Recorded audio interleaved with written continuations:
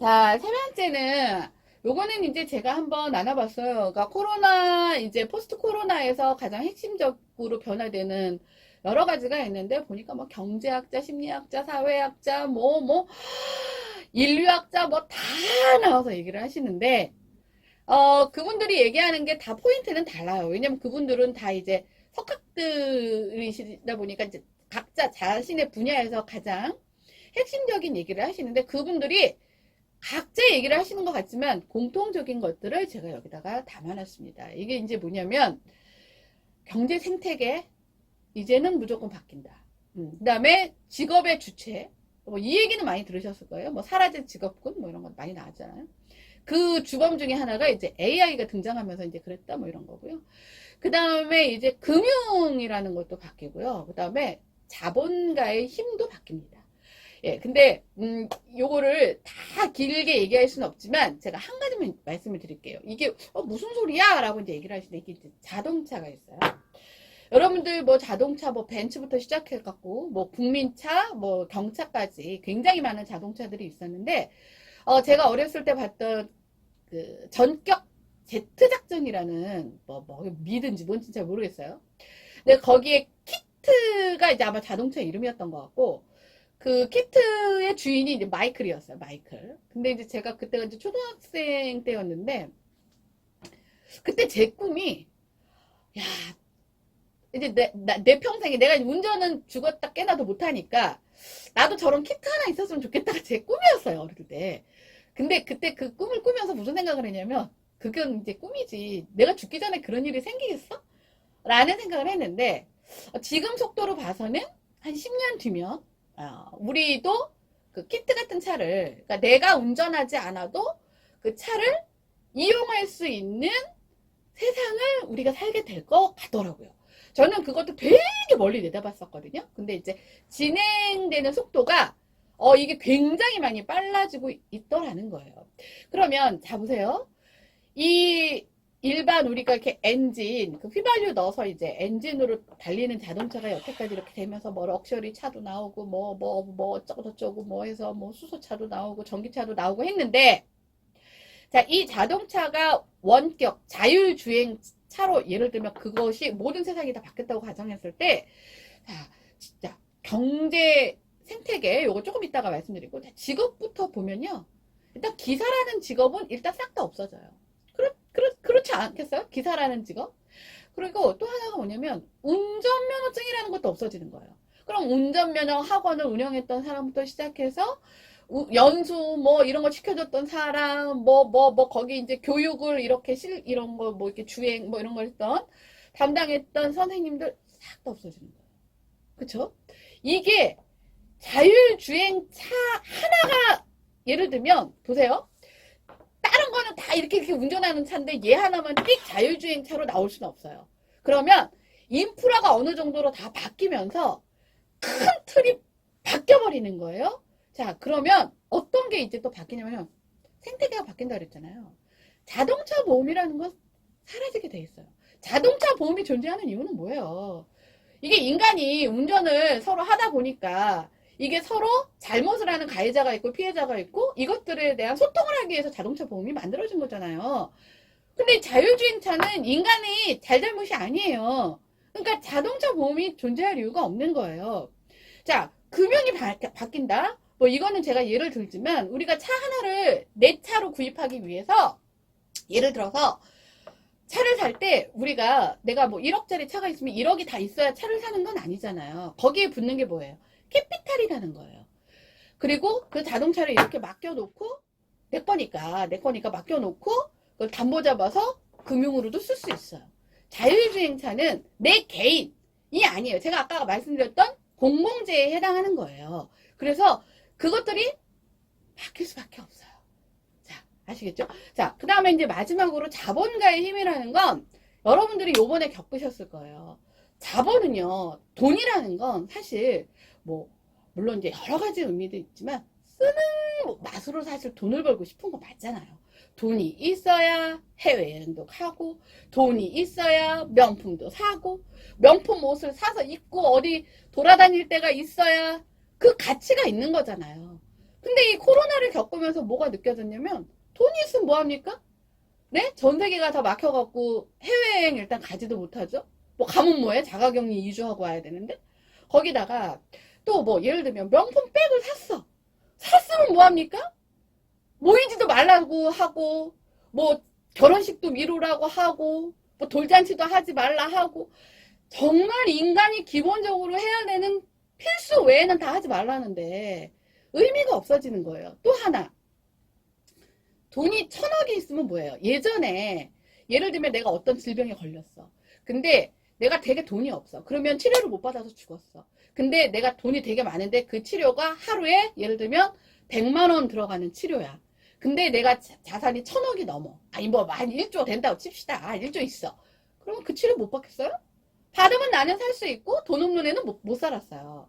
근데 이게 코로나라는 애가 들어오면서 뭐가 된 거예요? 공공이 됐어요. 제가 아까도 말씀드린 공공이 돼버리면서 내가 돈이 많다고 해서 병원 통째로 빌려서 나만을 위한 치료를 해줘. 안 돼요. 마스크? 야, 내가 한 장에 1,000만 원 줄 테니까 나한테만 팔아. 안 돼요.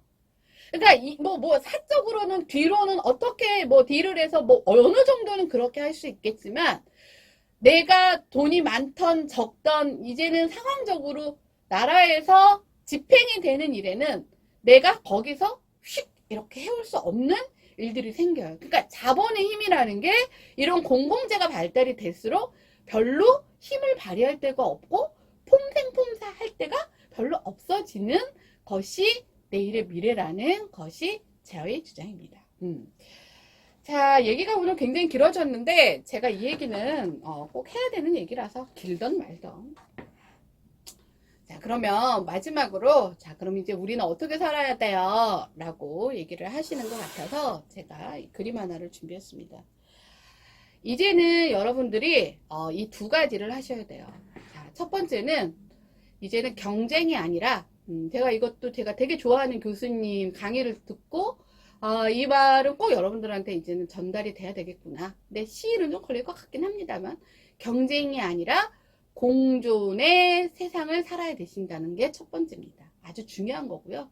자, 이게 이제 악어하고 악어새의 그림이에요. 근데 우리가 공존의 관계로 할 때 악어와 악어새의 얘기를 많이 하는데 이게 뭐냐면 이제 악어는 이 새를 꼴락 잡아먹겠죠. 근데 이제 이게 뭐 얘기를 들어보니까 그렇더라고요. 뭐 악어의 입 안에 들어가 있는 이제 불순물들이나 찌꺼기들을 이 악어새가 이렇게 짜먹는데요. 그러면 악어는 얘가 필요하니까 악어새를 죽이지 않고 악어새는 그걸 짜 먹으면서 자기 생존을 하고 그래서 이제 공존의 관계 그러면 악어와 악어새의 관계를 많이 얘기를 했다고 합니다. 근데 이상하게 이 공존의 관계가 처음에는 잘 유지가 돼요. 보면 보통. 근데 어느 순간이 되면 공존에서 뭐로 바뀌냐면 악어가 잠깐만 있어봐. 내 조새끼 지금 맛있어 보이는데 나 조새끼 먹고 싶은데 잠깐만 내가 어디서 찾아갖고 악어새가 아니더라도 내 입안을 청소할 수 있는 뭔가를 찾으면 요 새끼 홀랑 잡아먹으면 되잖아 로 바뀌는 거예요. 그래서 처음으로는 다 공존으로 시작을 했는데 어느 순간이 되면 공존이 경쟁이 되고 먹혀버리는 아주 이상한 구조로 가버리는 거예요. 제가 또 이 얘기, 또 할 얘기가 많은데, 이 얘기는 다음에 제가 또 기회가 되면 할 겁니다.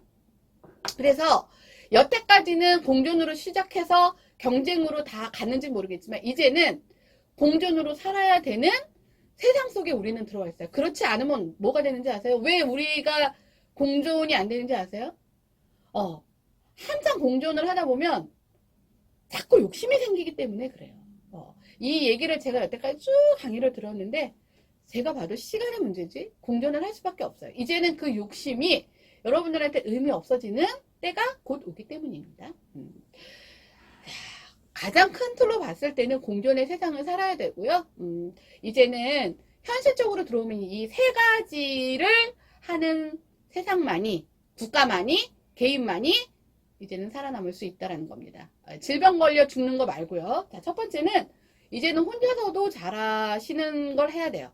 그러니까 예전에는 의존의 삶이었어요. 의존의 삶. 뭐 의존의 삶이라는 게 뭐 다른 게 아니라 뭐 예를 들면 국가 같은 경우도 뭐 예를 들면 뭐 부품은 저기서 만들고 예를 들면 마케팅은 이쪽에서 하고 뭐는 뭐 여기서 하고 뭐 이런 식으로 서로 A 부품을 여기서 받아갖고 B한테 넘기면 B는 또 제조를 해서 이쪽으로 넘기고 이렇게 해서 우리가 여태까지 들었던 얘기가 지구촌, 우리는 하나, 글로벌 이런 거였잖아요. 근데 지금 이것 때문에 다 지금 정지가 돼버렸잖아요. 이걸 한번 경험했잖아요. 그러다 보니까 이제는 뭘 해야 돼요? 최소한으로는 여기는 최소한이 붙어야 돼요. 최소한 다 막혔을 때도 혼자서 할 수 있는 자력갱생을 해야 된다는 거예요. 여기에는 단순 제조만 들어가는 게 아니라요. 식량도 포함이 됩니다. 지금 이게 바이러스 이 문제가 아니라 지구 전체가 지금 다 문제가 생기고 이상고온 이게 다 연계가 되면서 코로나 같은 바이러스 변종이 된다고 하잖아요. 어떤 상황이 어떻게 올지 몰라요. 그래서 이제는 뭐가 돼야 되는 거예요?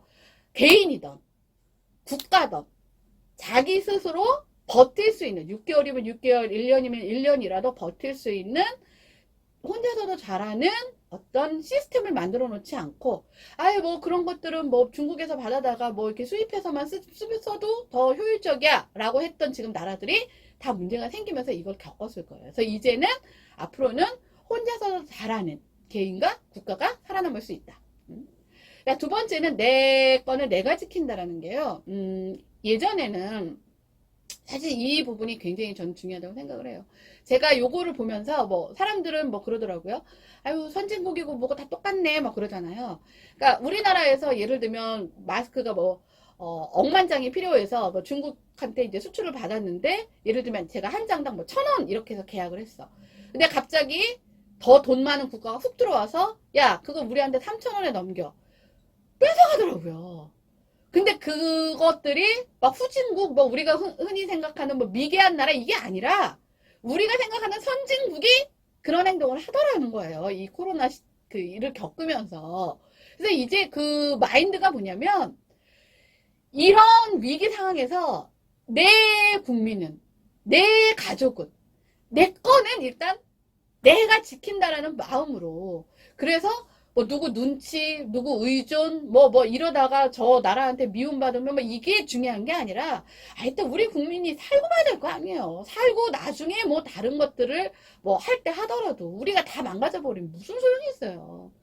그 건강이 가장 중요한 것처럼. 그러니까 내 건강은 내가 지키고, 내 가족은 내가 지키고, 거기에 넣어가서 내 국민은 내가 지키는. 그래서 내 것은 내가 지켜야 되는.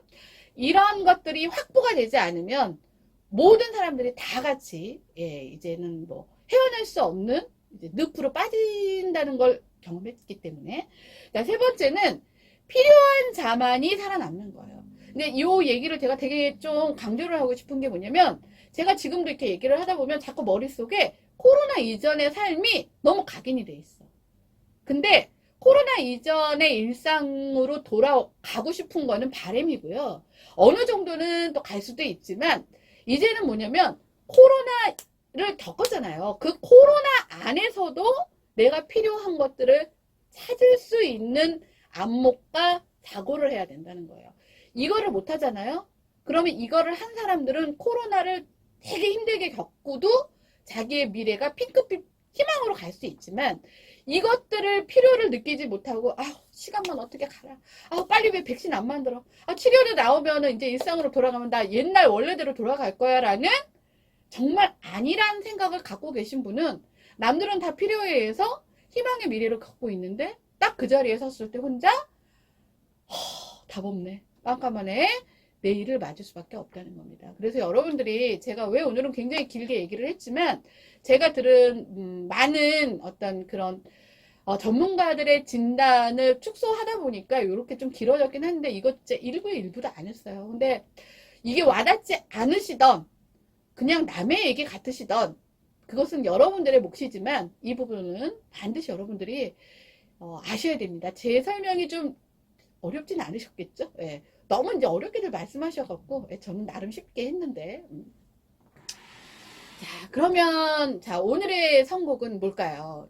오늘의 선곡은 내일이 여러분들한테 어떤 의미일지 잘 모르겠지만 내일이 오면 여러분들은 어떠실까를 제가 던지는 마음으로 양수경 씨의 내일이 오면 이라는 곡을 선곡해 보았습니다. 양수경 씨가 여러분들 그 젊은 친구들은 잘 모르겠지만 이제 90년대 굉장히 핫한 무드 싱어 여성 싱어송 뭐 여성 싱어 여성 싱어 아주 무드 있는 뭐 발라드만 부르시는 것도 아니고 하여튼 무드를 되게 잘 이렇게 연출하셨던 느낌이 되게 감성적이었던 뭐 그런 분으로 제가 기억을 하는데 제 노래방 18번이 아주 많았던 양수경 씨의 노래를 한번 선곡해 보았습니다. 자, 여러분들 코로나 이후의 삶에 정말 관심 가지셔야 되고요. 이거 정말 중요한 문제입니다. 이거 잘 받아들이셔서 여러분들의 내일이 오면 핑크빛 희망으로 여러분들이 다 모두 이렇게 받아들일 수 있는 그날이 되시길 바라면서 다음 시간에 뵙겠습니다. 안녕.